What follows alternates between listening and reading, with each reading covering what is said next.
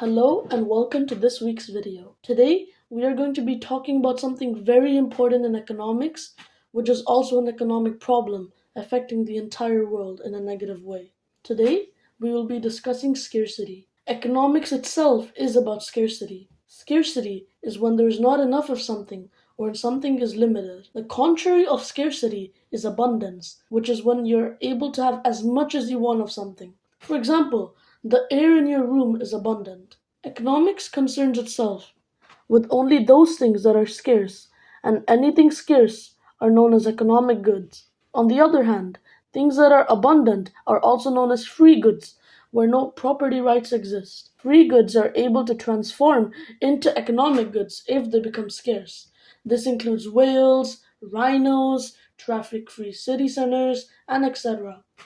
Scarcity exists because of people's unlimited wants, and the resources itself are limited and finite. So, if you think about it this way, the reason why scarcity exists is because people have unlimited wants, but the resources we have are limited. And this comes to the point of factors of production, which we will be discussing later, such as land, machines, water, etc. The basic economic problem is scarcity because scarcity comes with choices. It comes with three questions you should ask yourself.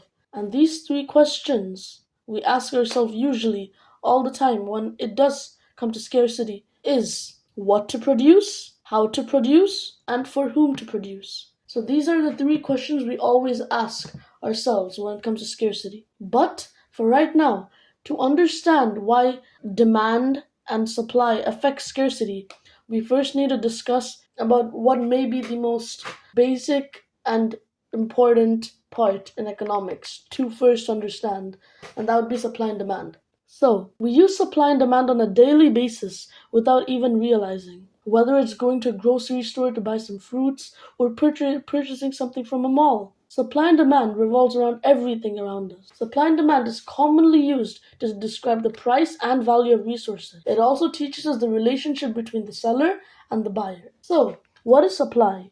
Supply is the resources that we have.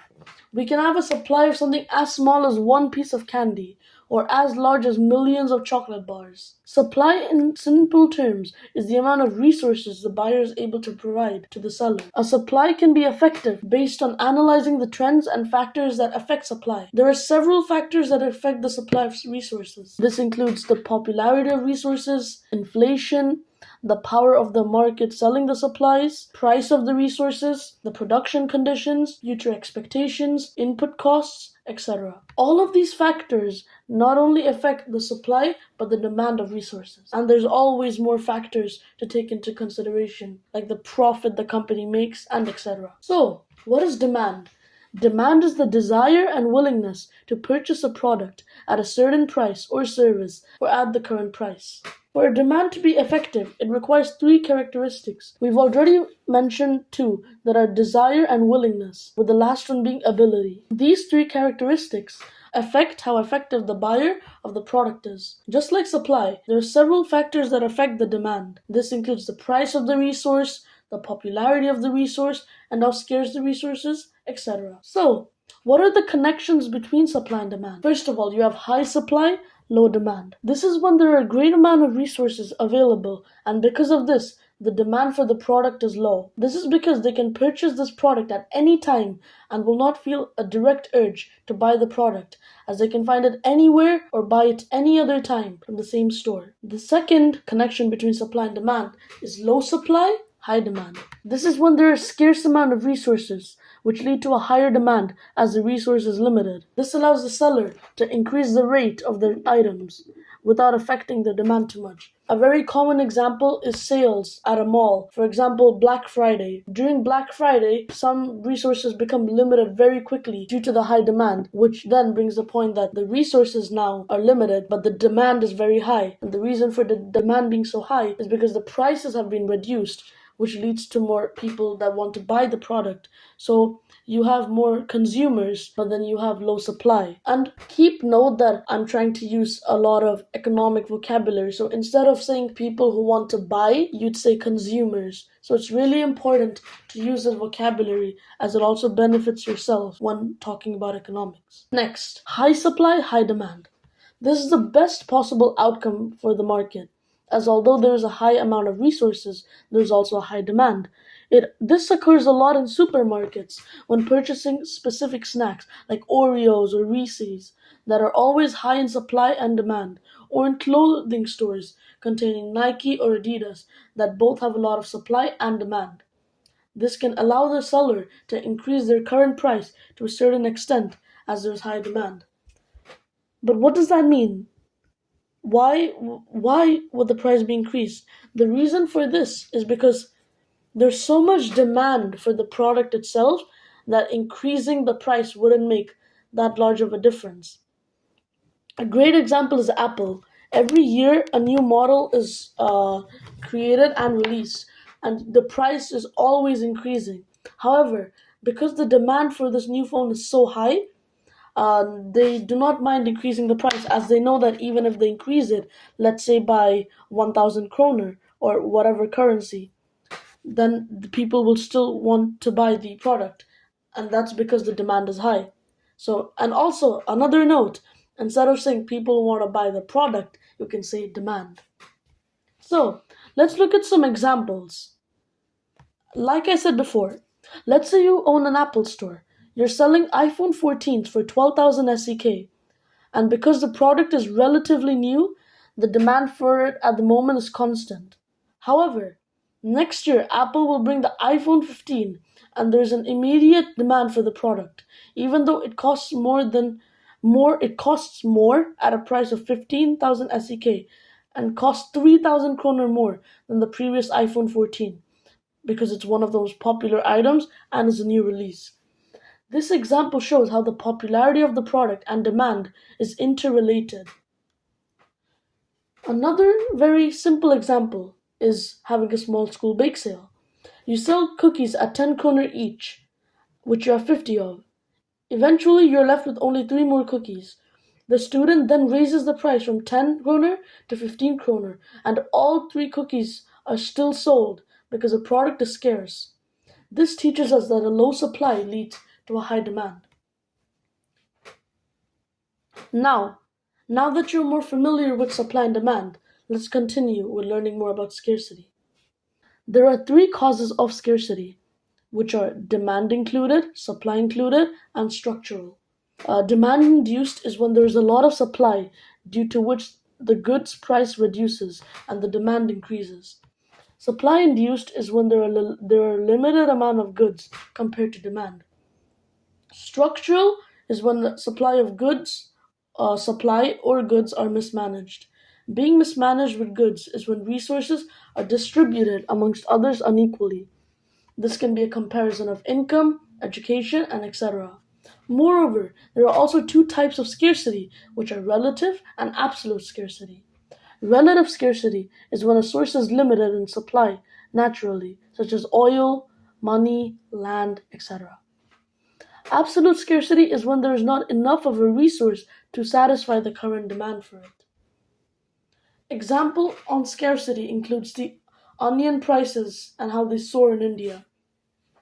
The onions, which is the main form of an ingredient in an Indian meal, is increasing from a standard price to 29 cents, 20 Indian rupees or INR, or to 1.41 US dollars, 100 INR.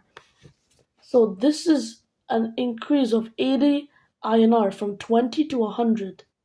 The onions skyrocketed in price because they're scarce goods currently in India. Officials blame the cyclones for impacting sowing and crop arrivals for main producing centers in India, such as Maharashtra, Andhra Pradesh, and Karnataka. It is understandable why the prices of the onions increase, because onions are in high demand because it's the most common ingredient in an Indian meal. Also, the product is scarce, and to cope with the profit, the price was increased drastically. Reports and information regarding the issue for you to help understand about how supply and demand is included, but also why scarcity is a problem, are the following. The vegetable dealers attribute the price rise of onions to a shortage in domestic supply. If onions were exported from the outside, there is a possibility that the prices in the market would show a downward trend. This is because the qualities of onions are different in other countries.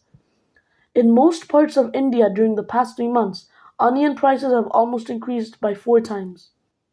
Officials said the government was taking measures to control prices.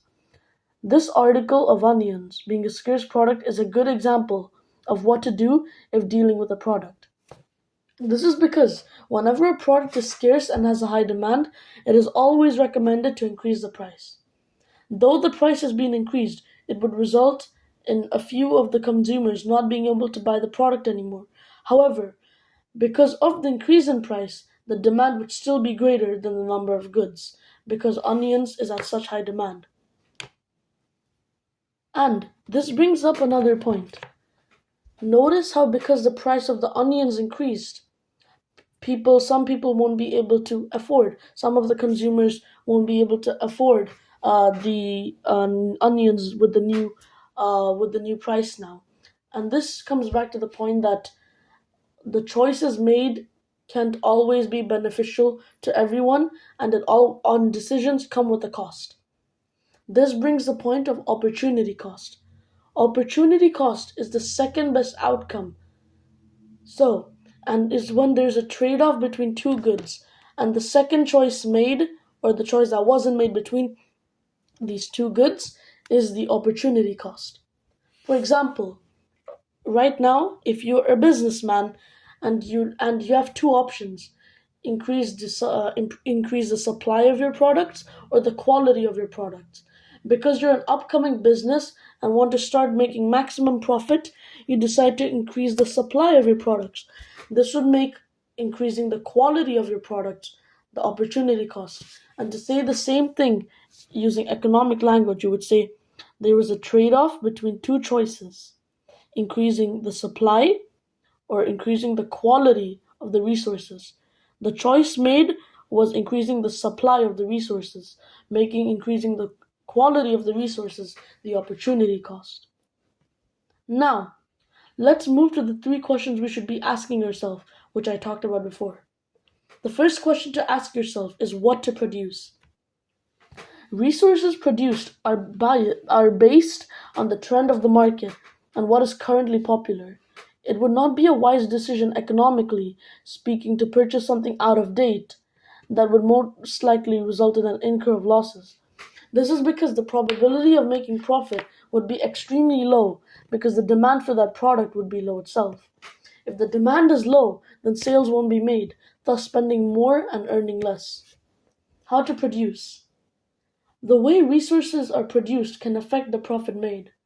If a company is focusing on making the world environment friendly, it would be against their motto to not have organic materials or production. A real world example would be McDonald's that produces paper straws instead of plastic straws to be more environmentally friendly, which is the same for their cups. They spend slightly more money for each unit. However, in return, they have a greater demand in sales as the customers are drawn to their change. However, if a company does not worry about being environmentally friendly and is trying to maximize their profit, perhaps they would produce using machinery and robots to be more efficient rather than manual production. This could also be producing resources made of plastic since they're cheaper in order to save more money. The last question is for whom to produce. Different resources and different products are sold to a variety of people. For example, with a clothing brand, if a clothing brand is based on cartoons, then the targeted audience would be people that are generally younger, maybe from the ages of 1 to 16, 16 being the bare highest for cartoons. As if you try to increase the sizes, for example, now, if you make the size more than 16 till 18, there's a chance that the sizes from 17 to 18 will sell a lot less because it's unlikely that children from age 17 to 18 are interested in cartoon shirts, which brings back the point that you need to realize whom you're producing to. If you're producing school supplies like glue sticks, your targeted audience are students going to school. So, this makes the point that you're trying to identify whom to produce and producing to the highest quality and to the highest interest to the specific person. And that's how you correlate with your audience. And that's how you can make a connection. Now, with the previous example of a glue stick, the demand would much likely be higher if the chosen advertisement is in a school setting rather than maybe someone who is just trying to print something out, because the demand for it will increase because it makes the product relatable itself. And these are small entrepreneurial strategies that businesses use. Now, let's talk about economic resources. The scarce resources that are used to produce the economic goods are called the factors of production. And these factors of production are essential to produce any economic good. The factors of production are split into four different categories, which are land, labor, capital, and entrepreneurship. The two non human factors of production are land and capital, and the two human factors of production are labor and entrepreneurship. You may ask how labor and entrepreneurship are human factors of production. This is because humans have to apply effort in labor, because if you're now an employee working for a company, you have to have a certain input to the company in order to get an output, which and your output would be your salary or wages. And the same goes for entrepreneurship. So, now you may ask, what are the factors of production? The factors of production are made up of four components, which include land, labor, capital, and entrepreneurship. Land is a scarce resource which comprises natural resources such as cotton, but also a geographical area including forests, mineral deposits, etc. Labor is human effort that is applied to produce goods and services in exchange for capital. Capital is the assets people receive in exchange for labor, which leads to an increase in work productivity. Entrepreneurship is the activity and setting up of a business, which can be seen by everyone, such as malls, stores, companies, etc., and is the only factors of production. And an abbreviation for factors of production is FOP. And if you say FOPs, that means factors of productions. So you're not focusing on one specific one. What I mean by being the only factor of production where entrepreneurs can control other FOPs is that entrepreneurship immediately connects itself to labor, because when you have a business, you will have others that are producing labor, and capital because they will be earning their own capital and your business is owning your own capital based on the effort you apply and how successful your business is, and land because you when trying to build a successful business, you choose your land specifically, which also comes into that part. Now, let's continue. Factor quantity is how the goods and services can increase, and factor quality is how the quality of these goods and services can increase. For example, the factor quantity of entrepreneurship can be improved by unemployment, which can encourage people to take matters into their own hands by starting a business. The quality of land can be improved by using fewer chemicals in farming, which can pollute water sources. The payment to production of factors of production for land is rent, for labor is wages and salaries, for capital is interest, and for entrepreneurship is profit. And you may ask how these factors of production correlate to scarcity. And the reasoning is all all all of these different factors of production are scarce.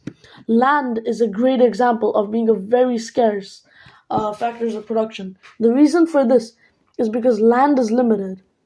It's the reason why so many trees are chopped down in order to produce more space for people to live. And as land is limited, it doesn't always have space for gardens and trees and parks, which is why, for example, we have an economic problem of deforestation, which is led due to scarcity of land. And it's the same for all different factors of production.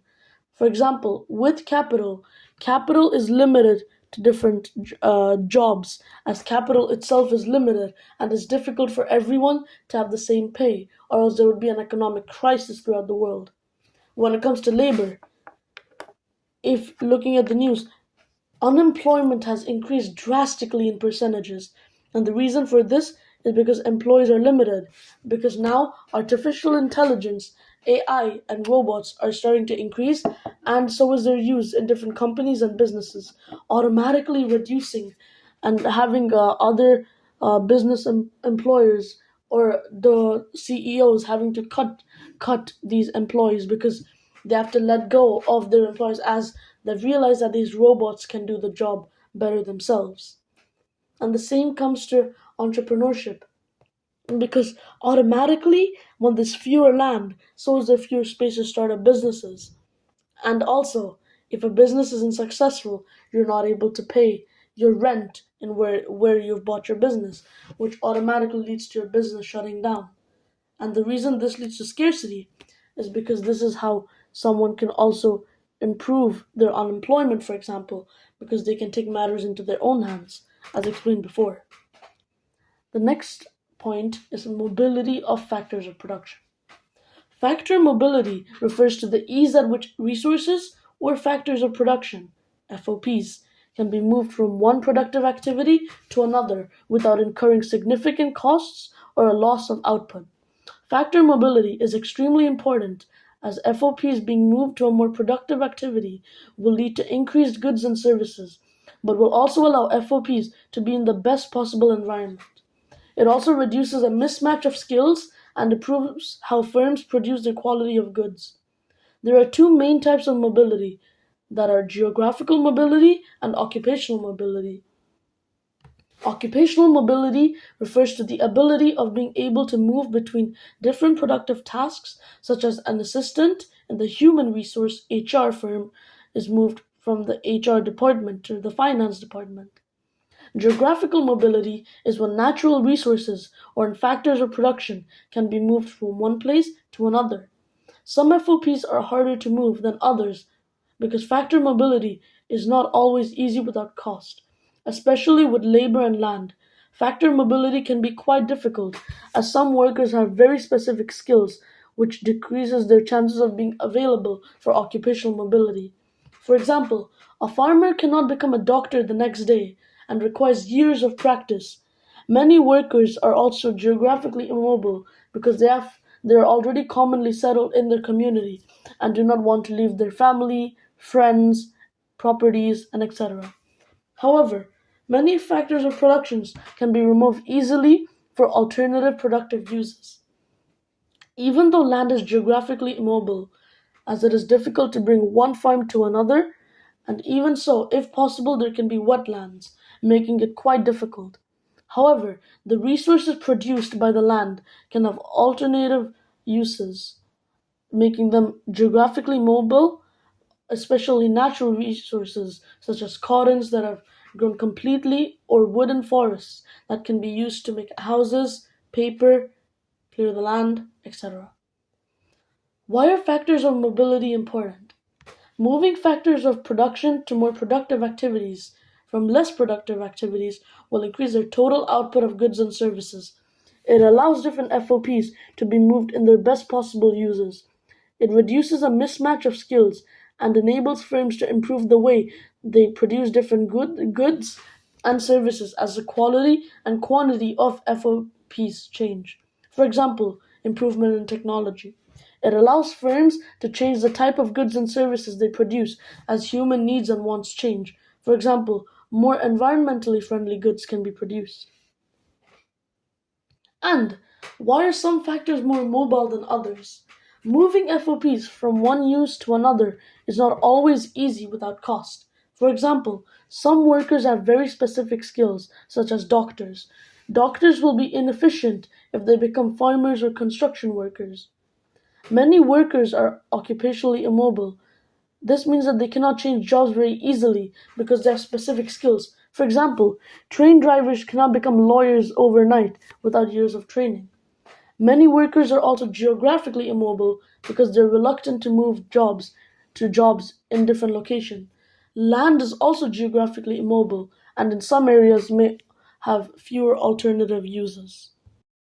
And now you may ask yourself, how do factors of production and the mobility of them now affect scarcity? If any of the factors of production are scarce or in high demand, it affects and impacts the entire economy because the product will then be sold for a higher price or consumed at a greater rate. And all of these prices and rates can be automatically affected due to the mobility of the factors of production because now because they're being moved to have to for the best possible use in order to make profit. And now if one of those factors of production are removed, it then automatically affects the entire economy. And it's also important to remember that factors of production do not necessarily produce the final goods and services that get sold.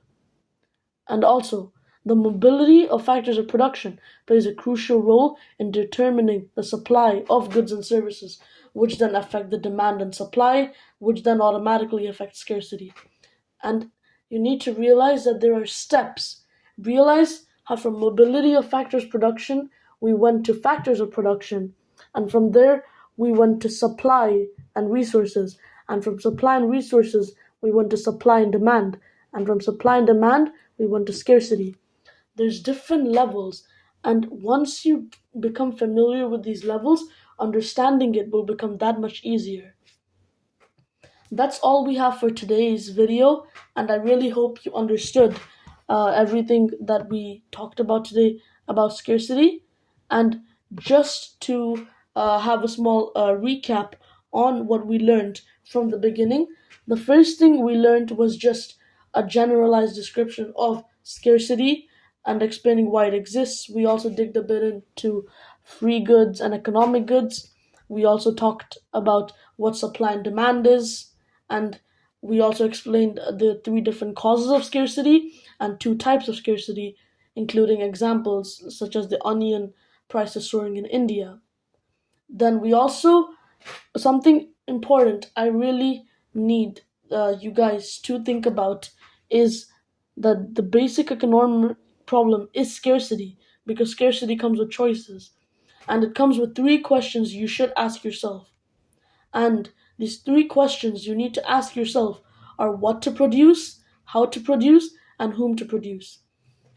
And then we also talked about opportunity cost, economic resources, what are the factors of production, mobility of factors of production, and why the factors of mobility are important. And lastly, why some factors are more mobile than others. We covered a lot of topics today, and it's always important to practice, which is also why everything gone through the video today is also there in notes, which will be right under the video here. And also, feel free to try to answer the quizzes that have been placed in order to enhance your skills. But otherwise, thank you so much for listening and keep learning economics.